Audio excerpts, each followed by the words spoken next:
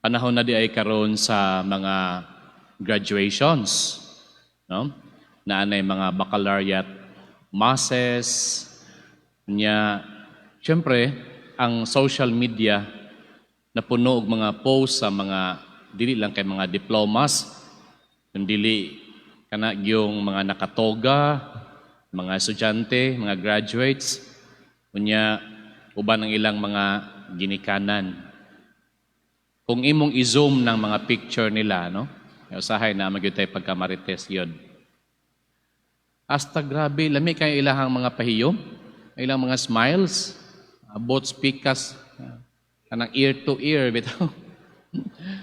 Lami kayo mga kalipay, pahiyom sa kalipay sa mga graduates, ug sa ilahang mga ginikanan nga dako kay sakripisyo alang sa ilahang maayong edukasyon. Pero naghunahuna ko, anak ko, taong kagalingon, lami na kay kagkatawa ron, pero kung imuhang balikan biya ang imuhang mga nangagi sa imuhang kining pag-journey sa imuhang pag-eskwela, makarecall yung ka, makainumdum ka sa labihang kalisod. No? Inumdum ko, grade 1 pa ko, pamangkog ko ni agi kinder. First time na ako sa eskwelahan, kana bitang biyaan ka sa imong mama. No? Biyaan ko sa akong mama, hatod ko sa akong mama, biyaan ko, perti yun na akong hilaka lagi. Hilak yun nga, di ko gusto magpabiya sa akong mama. Unya, common man yun na nga sight, no? Natalan-awon sa mga first day of schools. Isa na sa mga kanang ingon tag struggle na ako kaniadto.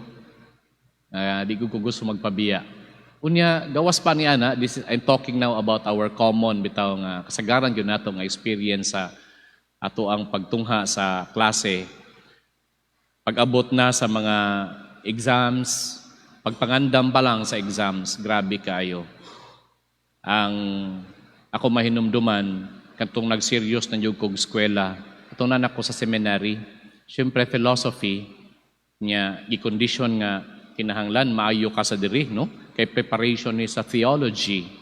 Dito pa ko kanang seryoso yun, nga matulog og alas 10, lights off na yun na, mumata og alas 2, kay lagi exam pagkaugma.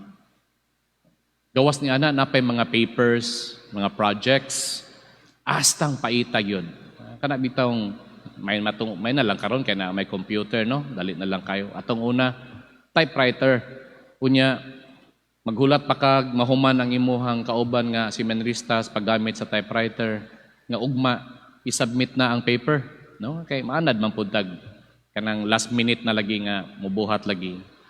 Mo recall ta ng mga experience nato nga astilan kapuyag yun, astilang lisuda yun.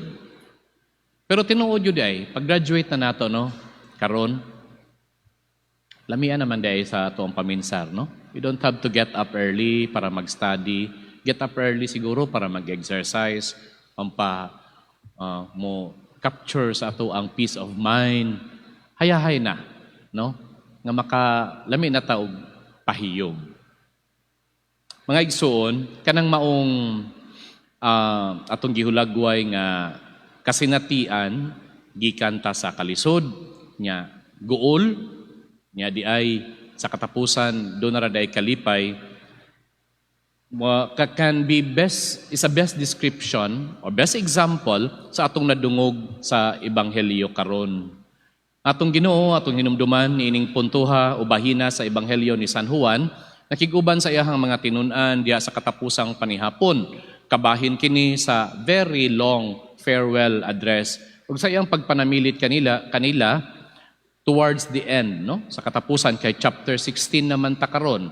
Chapter 16 naman naghisgot na siya sa gitawag nga kining towards the end sa suffering sa pag-antos nga iyang mahiaguman diha sa iyang umaabot nga kamatayon. O sa walay ingon tag Walay pagduha-duha nga pag-istorya, walay pagpugong-pugong, walay tihik-tihik nga pag-istorya. Miingon siya, maguol kamo. Of course, iyang gipasidan-an iyang mga tinun-an nga tungod sa iyang bayolente nga kamatayon, maguol sila. Apan, dili na mao ang katapusan sa sugilanon. Matud pa sa atong Ginoo, human sa inyong kaguol, malipay kamo. Mahimong kalipay ang inyong kaguol. Which is really a cycle of life. Death and resurrection. Defeat, victory.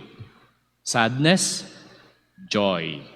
Kabahin yun na sa ato ang kinatibuk-an sa atong kasinatian, isip mga tawo.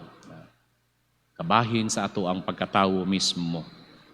Ug nindot kayo nga, again, tanaw na to atong kasinatian in this light of experience. Nga bisan ang atong Ginoo mismo, nahiagom sa maong kasinatian. Mga igsoon, kitang tanan, doon na may mga cycles of lows and ups. Nindot kayo nga kining tanan nga ato ang kasinatian, atong tanawon nga lagi in the end, mukatawa ramang gihapon ta. Mupahiyom ramang gihapon ta. Mugaan ramang gihapon ang atong mga dughan. Sa atong ikaduhang pagbasa karon, kini makita nato ang tinuod yun nga example, no? Sa diha sa kasinatian ni San Pablo. Dito na siya sa Corinto, maayo na untang iyahang kahimtang dito, naa siya mga supporters, naa siya mga collaborators, si Aquila o si Priscilla, si Timothy o si Silas, ug daghan pa, no? Apan dili gyud ay ingon nga kanang smooth sailing na ang tanan. Again, ang ato nadungog sa unang pagbasa karon, gitaral siya dito sa korte, sa hukmanan. Kunya gipasakaan o kanang dili tinuod nga sumbong. Mao na nga may na lang, no? Makaingon gyud ta kanang mismo nga experience, one of the lowest point sa kinabuhi ni Saint Paul.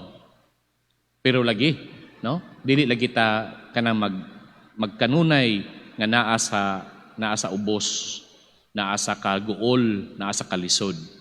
Kay gani, bisan ang tao nga least expected, mo man gani aming luwas kaniya, si Gallio. No? Matud pa sa istorya, ingon pa si Gallio, wa man jud koy labot anang inyong kaso nga inyong gipasaka bahin kaniya. Gani gipagawa sila, no? Gipagawa sila sa korte. Ug human ni ana, may dugay nga panahon si Pablo sa Corinto.